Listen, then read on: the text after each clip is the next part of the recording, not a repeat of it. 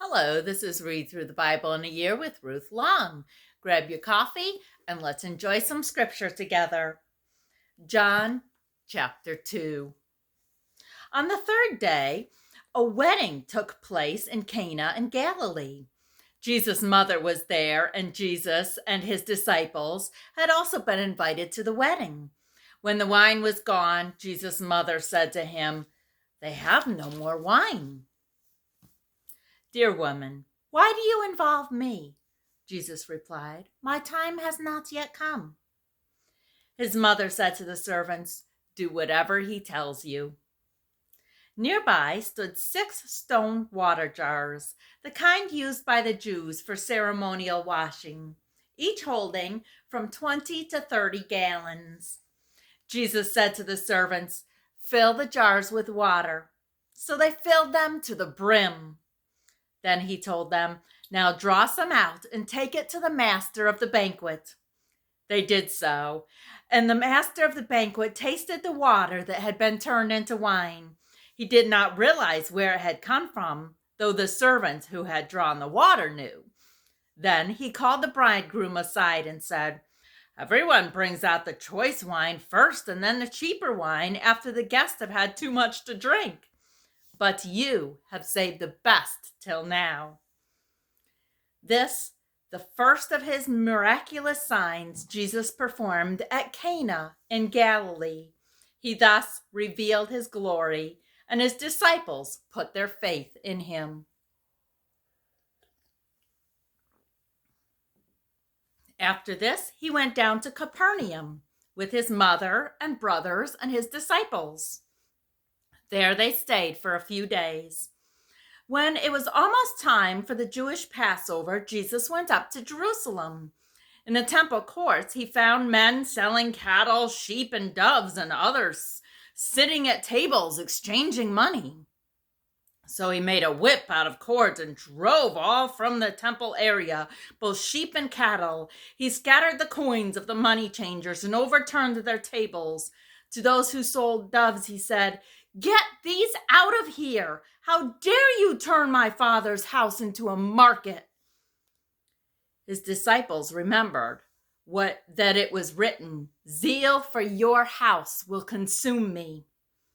Then the Jews demanded of him, "What miraculous sign can you show us to prove your authority to do all this?" Jesus answered them, "Destroy this temple, and I will raise it again in 3 days." The Jews replied, "It took 46 years to build this temple, and you're going to raise it in 3 days?" But the temple he had spoken of was his body. After he was raised from the dead, his disciples recalled what he had said. Then they believed the scripture and the words that Jesus had spoken. Now, while he was in Jerusalem at the Passover feast, many people saw the miraculous signs he was doing and believed in his name. But Jesus would not entrust himself to them, for he knew all men. He did not need man's testimony about man, for he knew what was in a man. Psalm chapter 70. Hasten, O God, to save me. O Lord, come quickly to help me. May those who seek my life be put to shame and confusion. May all who desire my ruin be turned back in disgrace. May those who say to me, "Aha, aha," turn back because of their shame. May all who seek you rejoice and be glad in you. May those who love your salvation always say, "Let God be exalted." Yet I am poor and needy. Come quickly to me, O God. You are my help and my deliverer. O Lord, do not delay. Exodus chapter 20.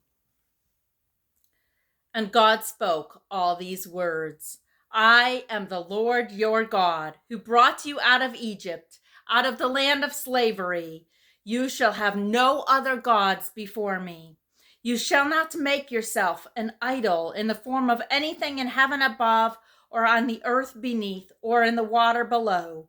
And you shall not bow down to them or worship them.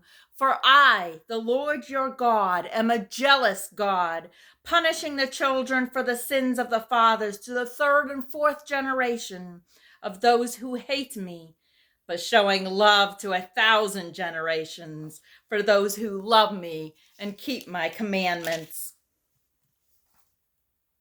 You shall not misuse the name of the Lord your God, for the Lord will not hold anyone guiltless who misuses his name.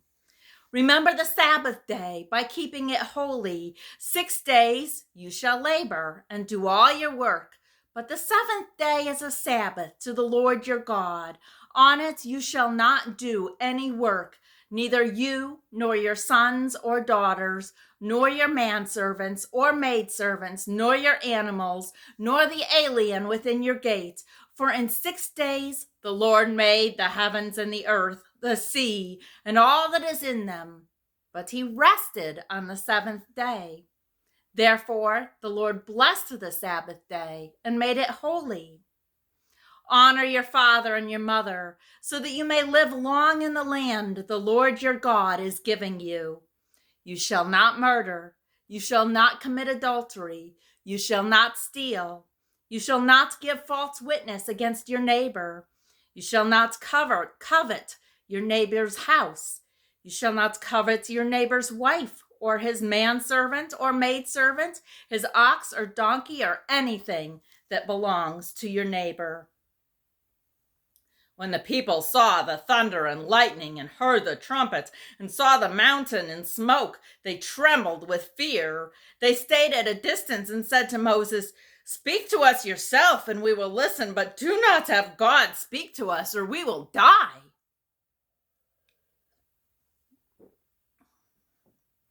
Moses said to the people, "Do not be afraid. God has come to test you, so that the fear of God will be with you to keep you from sinning." The people remained at a distance while Moses approached the thick darkness where God was. Then the Lord said to Moses, "Tell the Israelites this: you have seen for yourselves that I have spoken to you from heaven.